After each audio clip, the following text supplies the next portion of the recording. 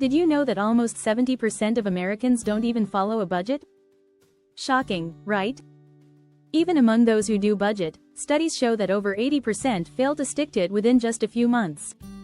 It's no wonder people feel overwhelmed and frustrated about their finances. Many of us believe that tracking every dollar will magically solve our money problems. But what if I told you that budgeting alone might be missing the mark? It's time to rethink how we approach our finances. In this article, we'll dive into the world of frugal living. You'll discover unique strategies that go beyond just balancing your budget. We'll explore the art of intentional spending, the hidden power of bartering, and how to uncover free resources in your community. We'll also talk about embracing minimalism without losing comfort, showing you that frugality isn't about deprivation. It's about making room for what truly matters in life. So, if you're tired of feeling like your budgeting efforts aren't paying off, keep reading. This journey will help you turn your financial life around and achieve real savings without sacrificing the things you love. Chapter 1. The Frugality Myth. Why budgeting alone fails you. Let's face it, most of us think that keeping track of our income and expenses will solve all our financial problems. While knowing where your money goes is important, it's only half the story. Budgeting is reactive, not proactive. You track what you've already spent, but that doesn't necessarily change the way you spend. In fact, studies show that 80% of people give up on their budget within the first few months. Why? It's exhausting. Sticking to a budget can feel like a constant battle, especially when emotions are involved.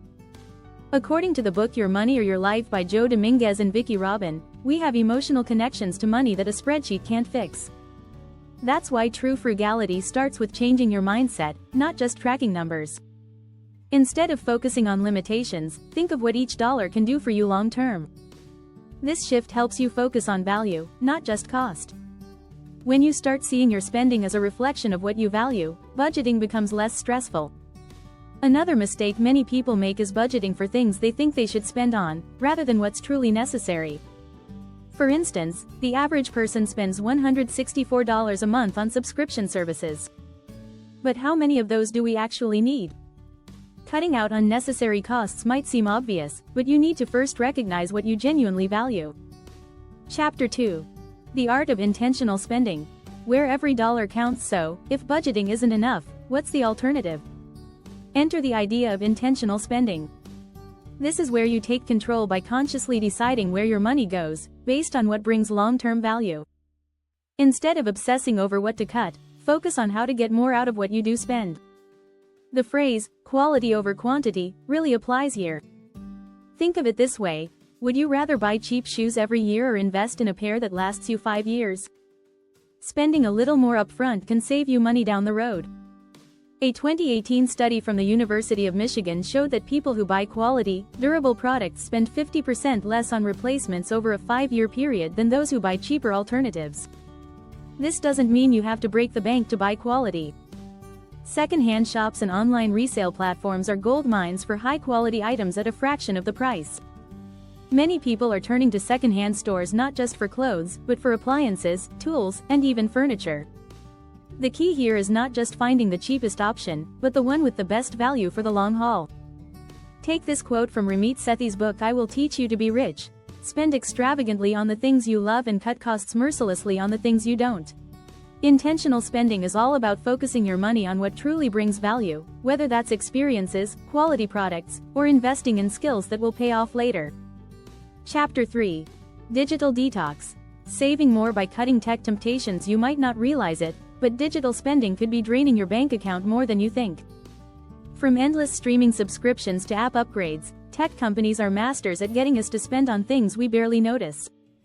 The average American now spends over $273 a month on digital subscriptions. That's more than many people pay for groceries. Ever noticed how Netflix auto-renews, or how your phone subtly nudges you to upgrade apps or storage? These small expenses add up.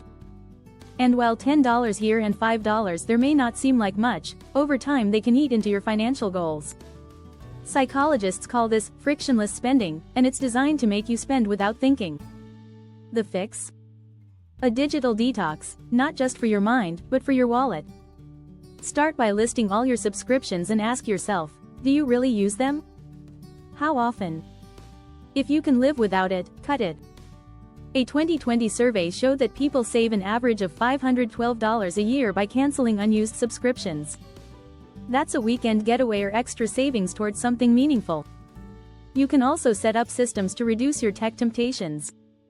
One trick is to delete shopping apps or turn off one-click purchases. By adding a little friction to the buying process, you'll force yourself to think twice before hitting buy. Consider switching to a prepaid data plan or using free alternatives to paid apps. These small steps can lead to big savings. Chapter 4. The hidden power of bartering, trading time, skills, and goods. Have you ever thought about bartering? It might sound like something out of a history book, but in reality, it's one of the most underrated frugality strategies today. Bartering allows you to get what you need without spending a single dollar. It's all about trading value, whether it's time, skills, or physical goods. Here's an example. You're great at graphic design, but you need help fixing your car. Instead of paying a mechanic, you could offer to design a website or create marketing materials in exchange for the repair. According to a study by BarterCard, businesses that engage in bartering can save up to 10–15% of their cash flow by trading goods and services instead of paying in cash.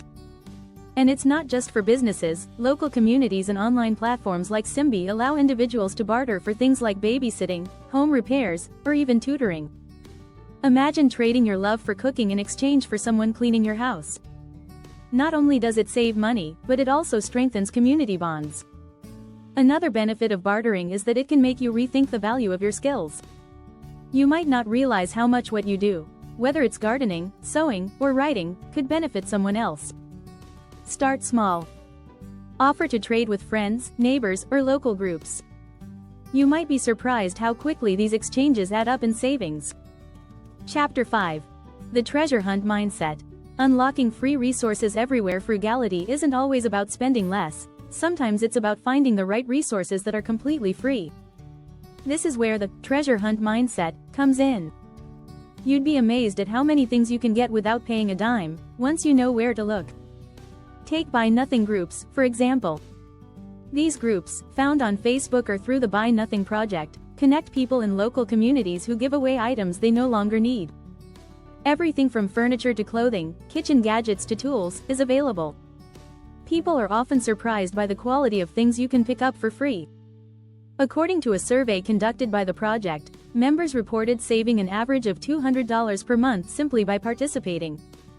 Libraries are another treasure trove. But we're not just talking about books. Many libraries offer free access to tools, software, and even 3D printers.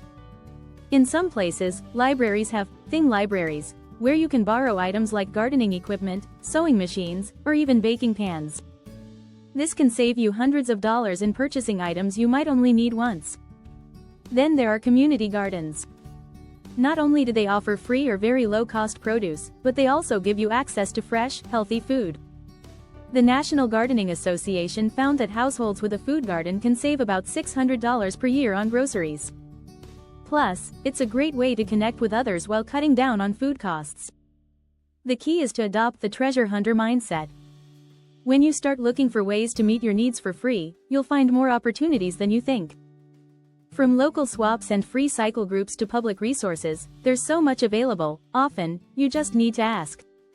By adopting these unique strategies, bartering, unlocking free resources, and embracing minimalism, you can take your frugal lifestyle to the next level.